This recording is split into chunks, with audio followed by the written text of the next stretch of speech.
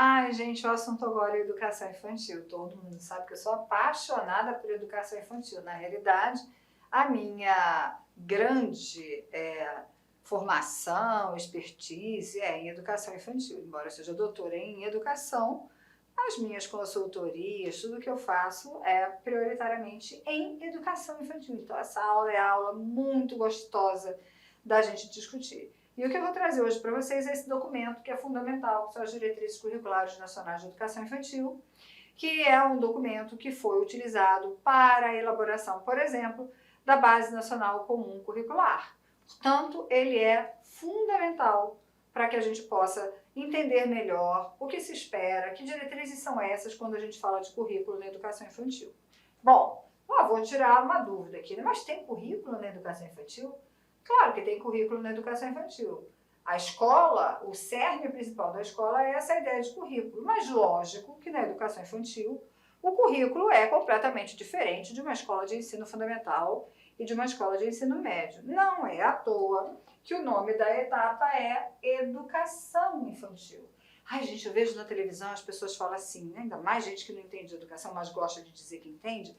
Ah, porque o ensino infantil... O que é isso? Eu não sei o que é ensino infantil, porque a gente tem a etapa da educação infantil e a etapa do ensino fundamental. Eu acho que a pessoa às vezes se confunde, quer falar ensino fundamental e fala ensino infantil, mas aí usa a idade da pré-escola e tá tudo errado. É educação infantil. E não é besteira falar isso nem um pouco, sabe por quê? Porque as palavras, elas traduzem concepções. Quando a gente está falando de educação infantil, a gente está falando de que, num processo educativo, as crianças vão conhecer o mundo, elas vão conhecer valores, elas vão ser apresentadas a esse mundo grande, enorme, cheio de possibilidades e de culturas que nós temos. A perspectiva do ensino é um pouquinho diferente, porque o ensino está muito associado a essa ideia de aprendizagens específicas. Eu ensino especificamente isso para que você aprenda isto. E na educação infantil, vocês vão entender melhor, quando a gente estiver vendo essas diretrizes aqui curriculares, como é que a gente entende esse processo de aprendizagem, como é que a gente entende esse processo de currículo, como é que é diferente. Ou seja, nós falamos de especificidades próprias dessa etapa que atua com crianças de uma idade tão especial, né? Que são as crianças até os 5 anos de idade. Por isso, a necessidade desta discussão. Então vamos lá começar. Essa é uma resolução, desculpa, vou repassar aqui porque eu deixei passar. Essa é a resolução número 5, de 17 de dezembro de 2009. Então essa foi uma resolução de 2009. Ela foi publicada, bonitinha, como um livreto das diretrizes em 2010, mas é a resolução que é o que eu trago aqui para vocês. Ela é de 2009. E ela começa assim, é uma lei, artigo 1º, diretrizes são leis, então ela começa assim. A presente resolução institui as diretrizes curriculares nacionais para a educação infantil a serem observadas na organização de propostas pedagógicas na educação infantil. Tá? O artigo 2º ficou aqui coladinho, na realidade era para ter separado, mas tudo bem, vamos lá. Vamos ver a primeira parte disso aqui, que já disse algumas coisas para a gente. Essa resolução que a gente vai ver aqui, então, ela tem que ser observada na organização de propostas pedagógicas na educação infantil. Propostas pedagógicas, na lei, também é considerado, entendido como PPP, Projeto Político Pedagógico. Olha o que acontece, gente. Nós tínhamos a Constituição Federal, ainda temos, tá? Tínhamos, parece que ela caiu. Não, felizmente a gente ainda é um país que tem uma Constituição, um país democrático, não é verdade? Então tá.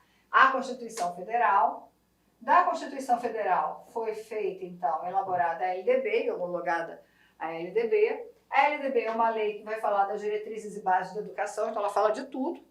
E ela precisa de outras leis para ampliar algumas discussões, por exemplo, como a discussão de currículo. E para isso, a gente tem as diretrizes curriculares nacionais. Vocês já sabem que tem várias diretrizes. Essa aqui é a Diretriz Curricular Nacional da Educação Infantil. Veja que as diretrizes, elas vão falar direto das propostas pedagógicas, né? Ou seja, elas vão falar direto daqui, ó, do projeto político pedagógico. Deu para você ver aí no quadro?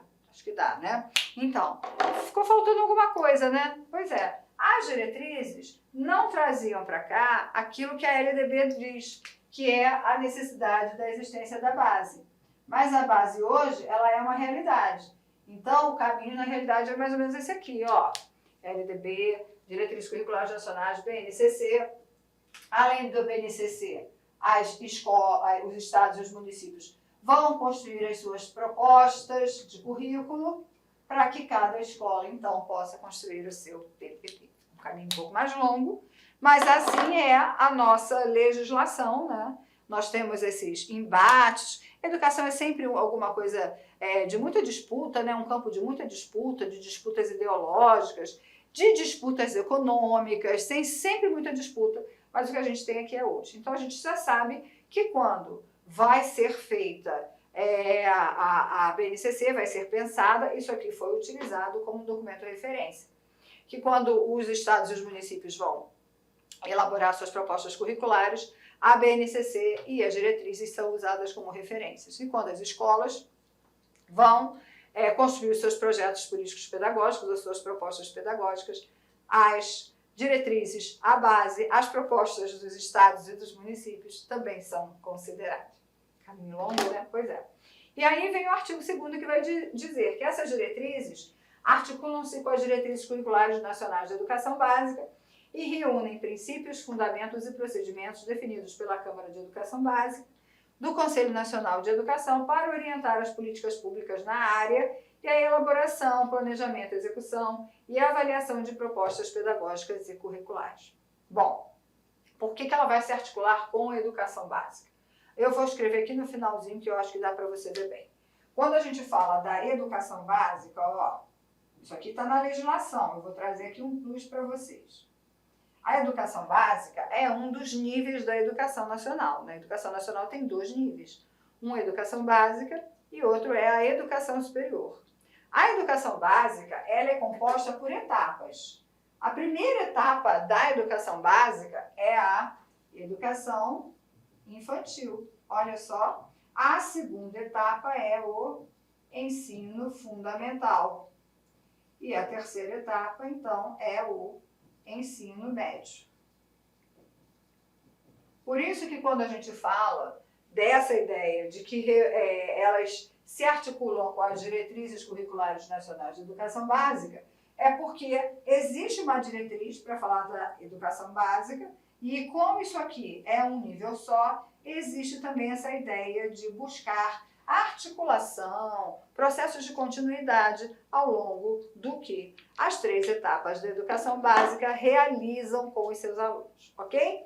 Bom, deixa eu apagar isso aqui para a gente poder voltar o slide e continuar. Eu acho que já deu tempo de você olhar o que eu coloquei aqui e de entender, né? Educação básica, as 3 etapas, a DCN da educação básica que vai tentar articular tudo isso. Na realidade, se você pegar as diretrizes da educação básica, você vai ver que vai ter a diretriz de educação infantil, a do ensino fundamental e do ensino médio numa mesma publicação. E é assim, então, que essas diretrizes estão organizadas. Passando o slide, vamos para o artigo 3º.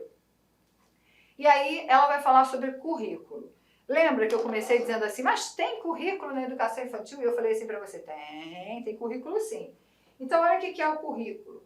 O currículo da educação infantil é concebido como um conjunto de práticas que buscam articular as experiências e saberes das crianças com os conhecimentos que fazem parte do patrimônio cultural, artístico, ambiental, científico e tecnológico, de modo a promover o desenvolvimento integral de crianças de 0 a 5 anos de idade. Muita coisa para a gente discutir. Bom, primeiro é que existe o currículo, está aqui anotado.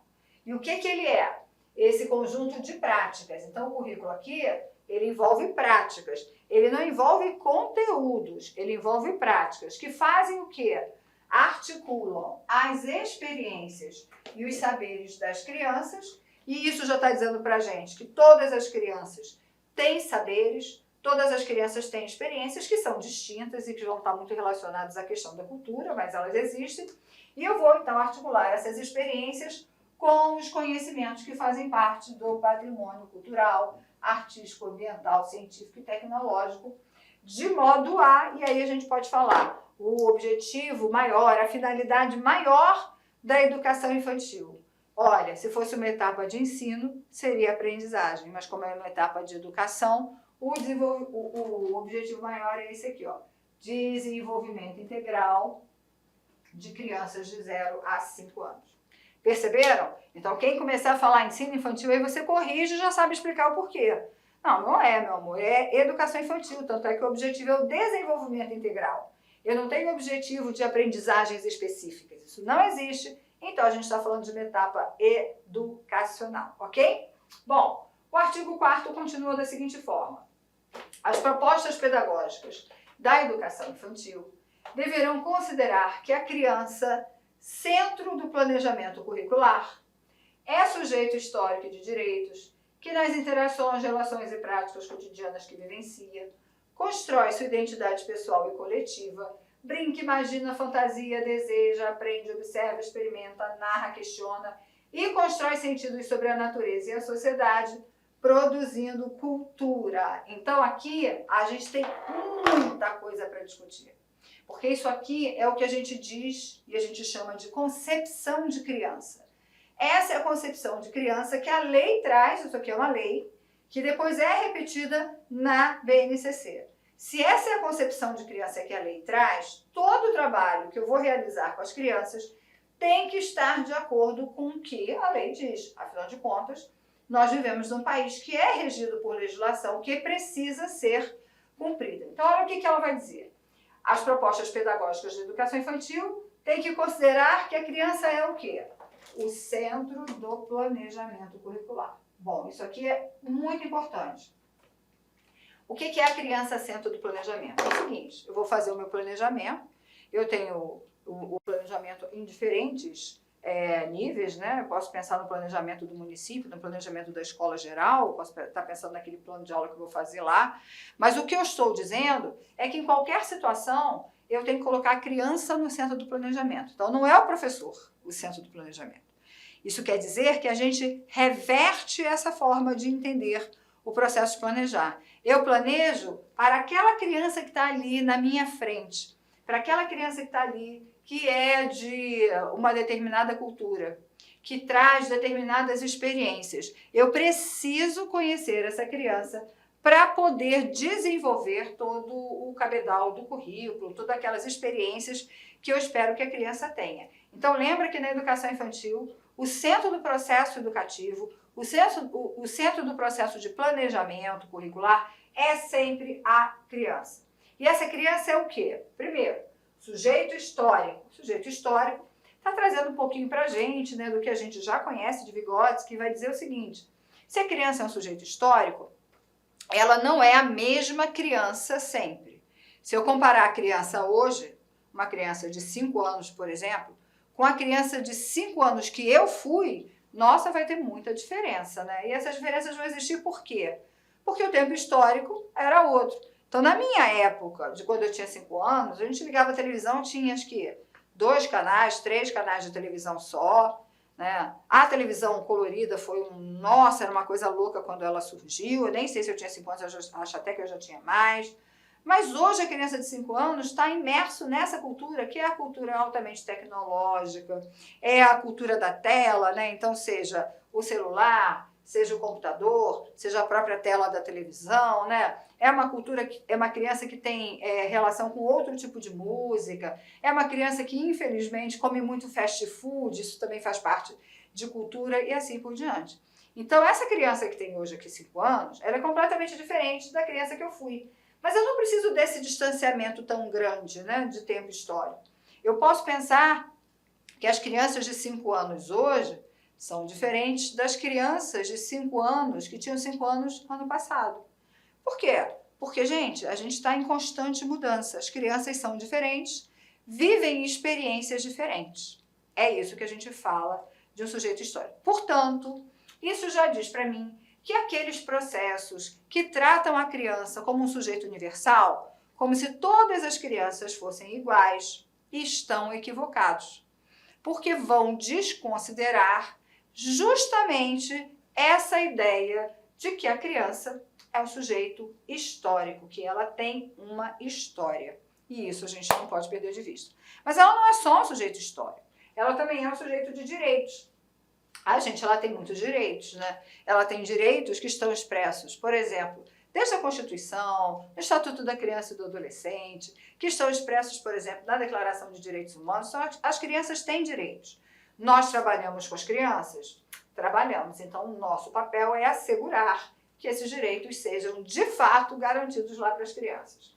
E como é que ela aprende? Olha, ela aprende nas interações, está aqui dizendo, nas relações, nas práticas cotidianas que vivencia. Então, a criança vai aprender nessas práticas cotidianas, nessas relações. É lógico que isso não compete só à escola, ela vai aprender em casa, nas relações que ela vivencia em casa, mas a gente tem um papel muito importante nesse processo, porque essa criança vai passar boa parte do dia conosco. Se não, as 4 horas mínimas, às vezes até mais tempo, em opções de horário integral, né? E a criança fica conosco. Então, que relações são essas? Que interações são essas que nós propiciamos? Que práticas são essas que a gente oferece para as crianças? São práticas do tipo fazer ela repetir? Práticas do tipo fazer ela copiar? Práticas do tipo fazer ela cobrir pontinho? Ou serão práticas que permitam que ela crie, que ela fantasie, que ela imagine? Por quê? Porque a lei vai continuar dizendo, ó, constrói sua identidade pessoal e coletiva, brinca, imagina, fantasia, deseja, aprende, observa, experimenta, narra, questiona e constrói sentidos sobre a natureza e a sociedade, produzindo cultura. Então, se a criança é essa criança que age, vejam que aqui eu tenho verbos, né? Essa ideia de ação, de que ela faz, ela narra, ela questiona, ela brinca, ela imagina, ela fantasia. É ela quem faz isso, eu não faço por ela. A proposta pedagógica, ou seja, o que eu vou oferecer para a criança, tem que dar de acordo com isso, porque é assim que ela vai construir a sua identidade pessoal e coletiva. O que é isso? Como é que eu sei que eu sou eu e eu não sou a outra pessoa? Bom, eu vou fazendo processos de diferenciação e vou mostrando, vou marcando, vou identificando quais são as minhas diferenças. Mas para eu identificar as minhas diferenças, eu tenho que ter essas experiências. Então eu posso, por exemplo, pensar o seguinte, ó, a escola levou lá para uma apresentação de circo. E as crianças adoraram o circo, mas eu sou uma criança que não gostei do circo. E eu vou construir a minha identidade, não gosto de circo. Ou gosto muito do circo, seja lá o que for. Essa é a minha identidade pessoal. Vou me conhecendo, tá? Vou me conhecendo, sabendo quem eu sou e me constituindo. A outra coisa é a identidade coletiva.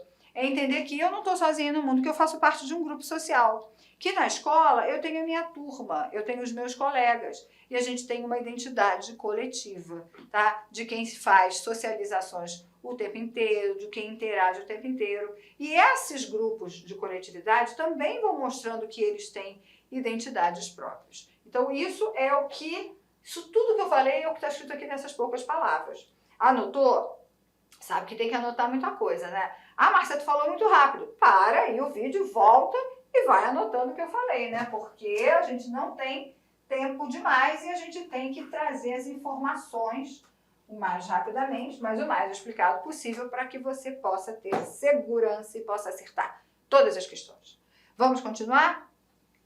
O artigo 5º vai dizer assim, a educação infantil, primeira etapa da educação básica, é oferecida em creches e pré-escolas, as quais se caracterizam como espaços institucionais não domésticos, que constituem estabelecimentos educacionais públicos ou privados, que educam e cuidam de crianças de 0 a 5 anos de idade no período diurno, em jornada integral ou parcial, regulados e supervisionados por órgão competente do sistema de ensino e submetidos a controle social.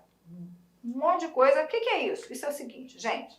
Se é um espaço institucional e não doméstico, o que a gente está dizendo é o seguinte, sabe aquela pessoa que toma conta das crianças e que diz que é creche? Aqui é a creche da tia Juju, sei lá. Não, isso não é creche. Isso é algum arranjo lá, qualquer, um arranjo comunitário, às vezes é um arranjo familiar, mas isso não é creche, porque a creche ela é uma instituição, ela tem regulamento, ela é regrada, ela é fiscalizada e, portanto, não é um espaço doméstico, tá? Então, educação infantil, seja creche, seja pré-escola, que são os dois segmentos existentes, né, na educação infantil. Olá, meus amigos, minhas amigas, sou o professor Lac. Inicialmente eu quero pedir licença aos seus estudos, mas essa videoaula do YouTube é uma videoaula demonstrativa, é uma videoaula demonstrativa. Para quê? Para que você conheça os nossos professores, para que você conheça os nossos cursos aqui da Lá Concurso. A Lá Concurso é uma empresa matogrossense, uma escola cuiabana, prepara você para concursos públicos aqui do estado do Mato Grosso e também do Brasil todo. Mas nós somos especialistas em concursos aqui do nosso querido estado do Mato Grosso. Até porque que nós somos uma empresa cuiabana. E claro que nós aqui da Lá Concurso, nós preparamos aí um hall de cursos online específicos para o concurso da Prefeitura de Itiquira. Específico, você vai encontrar somente aqui na Lá Concurso. E papo reto, garanto para você, se você estudar, né, com bastante dedicação, com determinação, cumprir todas as nossas orientações pedagógicas, garanto para você que você ficará muito competitivo para o concurso de Itiquira. Então vem comigo, edital publicado, nossos cursos a partir de 10 parcelas de R$ 25,00, acesso imediato, porque as nossas videoaulas, grande parte delas já estão gravadas, já estão disponíveis na área do aluno. A banca é a Universidade Federal de Goiás. As inscrições vão do dia 6/9 até o dia 5/10 e a data da prova no dia 23/10 de 2022. Professor, rapidamente, quais são os nossos cursos? Preste atenção, tá? Preste atenção, aqui ainda faltou o técnico em enfermagem, tá? Temos aqui nível superior, conhecimentos comuns 10 de 25, analista administrativo 10 de 35, analista jurídico 10 de 35, auditor de controle interno 10 de 35, contador 10 de 35, enfermeiro 10 de 35, faltou aqui, tá, o técnico de enfermagem também que é 10 de 35, professor conhecimentos comuns, área pedagógica, nível médio e técnico de informática, 10 de R$ 30 aqui. Então, esses são os nossos cursos online. Cara, gostou? Quer continuar assistindo essa videoaula? Vem fazer o nosso curso completo aqui da Lá Concurso por apenas esse investimento. Cara, não tem como ficar de fora. Vem estudar conosco aqui na Lá Concurso.